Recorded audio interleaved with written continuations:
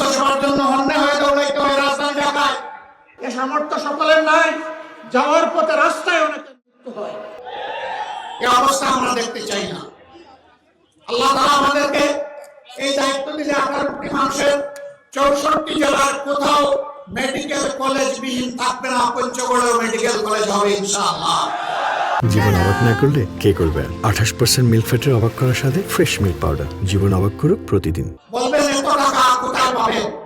ওই যে চুরি করে আমাদের 28 লক্ষ কোটি টাকা বিদেশে নিয়ে গেছে, ওগুলো ওদের পেটের ভিতরে হাত ডুবে আমরা বের করে আনবো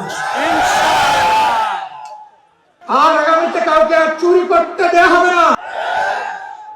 আমি বিশ্বাস করি আজকের এই জনসভায় শহীদ পরিবারের সম্মানিত সদস্যরা আছেন, জুলাই যোদ্ধারা আছেন, 71-এর বীররা আছেন। আমরা আপনাদের সকলের কাছে ঋণী।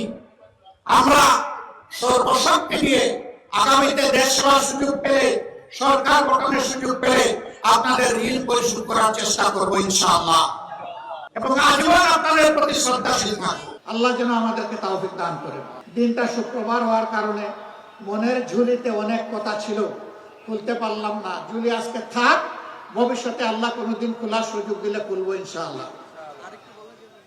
সম্মানিত ভাই বোনেরা, আমি 10 দলীয় সমন্বয় সংযোগের পক্ষ থেকে এখন 2 জন ভাইকে তাদের হাতে আপনাদের হয়ে আমি আজকে প্রতীক তুলে দেব।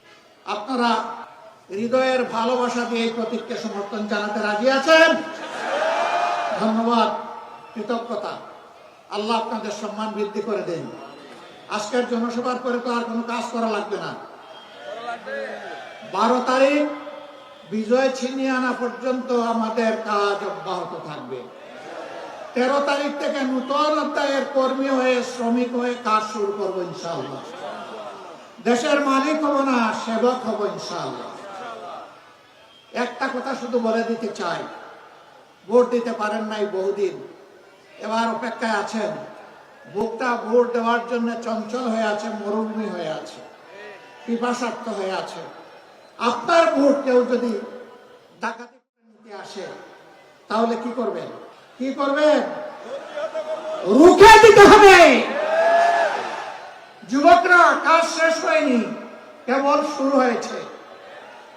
এই দেশ থেকে বৈষম্য, অবিচার, দুর্নীতি, চাঁদাবাজি, দখলদারি, স্বৈরতন্ত্র বিদায় নিয়ে ন্যায় এবং ইনসাফ ভিত্তিক আধিপত্যবাদ মুক্ত, দুর্নীতি মুক্ত, দুঃশাসন মুক্ত মানবিক বাংলাদেশ সৃষ্টি না হওয়া পর্যন্ত আমাদের লড়াই